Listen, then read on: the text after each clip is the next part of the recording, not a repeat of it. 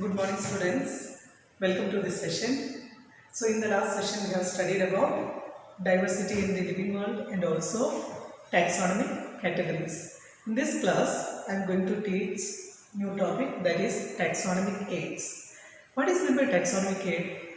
Taxonomic aid nothing but it is the collection of living specimens or preserved specimens which we used for the identification or verification of the species. They are known as taxonomic aid. So what is taxonomic aid? It is a collection of live specimens or preserved specimens which help us for the identification or verification of species, different types of species. That is known as taxonomic aids. So we are using different types of taxonomic aids. One is botanical gardens, second zoological parks, third herbarium, museums, keys, monographs, manuals, flora.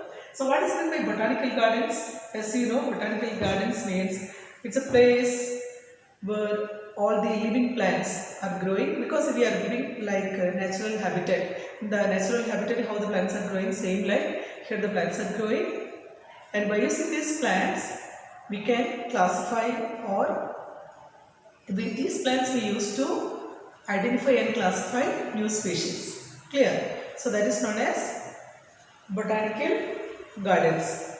So naturally how the plants are growing in nature, same way the habitat, the same way here the plants are growing. By using this plant which it helps them for the identification and classification of the new species. Clear? So that is botanical gardens.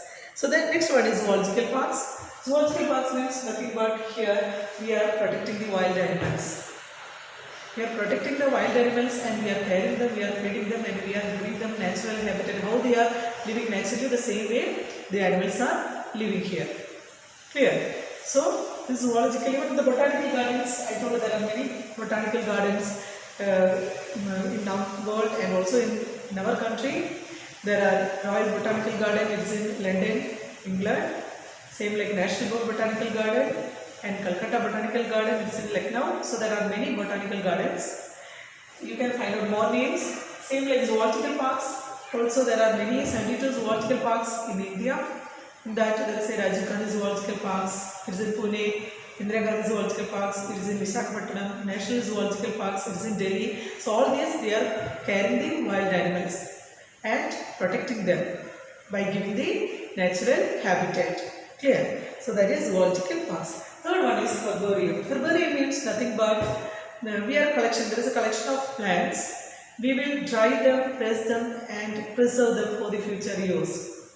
So what we will do in the smaller classes, you would have done it, herbarium making. Sometimes you will take one leaf, just take one heavy book or something, you are keeping this leaf in between the book and keep a pile of books. After a few days you can see that the leaf it will dry and the mark will form. Okay, that is called herbarium. The same way we are collecting the different types of plant, we will dry them and press them and preserve them for the future use. How we will arrange them? We will be arranging accordance with any accepted system of classification. How we can arrange them? We can arrange them accordance with any accepted system of classification, and in future we can use it. So that is called herbarium. The next one is museums. In the museums, what we can see the animals and plants in a preserved form. How we can preserve them for future use? For many days we have to preserve and keep, sometimes for years. So sometimes we will use some chemicals. We will put this plant or animal part in the chemicals and it will be there for long duration of time.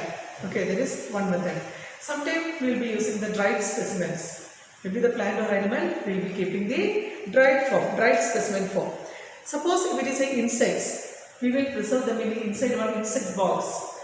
There is an insect box, the insect it will be dried and after we will be painted inside the insect box. Suppose there is a bigger animals like some birds or mammals or mammalia like that, we will be preserving in the form of a stuffed form. You know what is meant by stuffed form?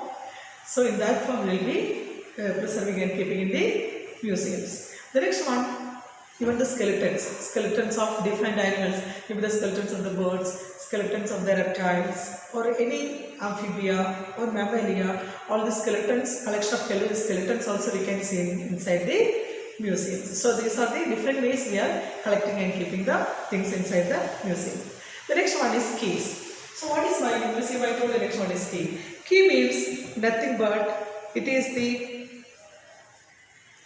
analytical scheme for identification of plants and animals based on their similarities and differences. It is the analytical scheme for identification of plants and animals based on their similarities and differences. Okay, always we will take contrasting characters. One pair, opposite character, contrasting character, they are known as couplet. What it is called? It is called couplet. And each sentence in a key, it is called let. So each sentence in a key, it is called let. For one example, I will tell you how can we do these keys. One example I am taking for fruits. You think one is apple, strawberry, banana, orange. So first we can differentiate them based on the color. So I told red color, not red color. So then which of the fruits comes under red color? Apple, strawberry. Then not red color, banana, orange. Same way, again we have to categorize them. If you take a red, we can tell apple it's crunchy, other strawberry is not crunchy. Same like if you are taking banana, orange, on the other side, both it is yellow, we told it's not red. But again we have to differentiate them based on the shape. You can tell orange it's a round shape, other one it's a long one. Okay. So like that we are differentiating. That is called case. So it is the analytical scheme for identification of plants and animals based on the similarities and differences. The next one is monograph. So what is meant by monograph? It is the comprehensive account of compilation of available information of any one family or genus of a species. That is known as monographs. It is the comprehensive account of compilation of available information of any one family, species or genus, anything. That is called monographs. The next one, it is called manuals.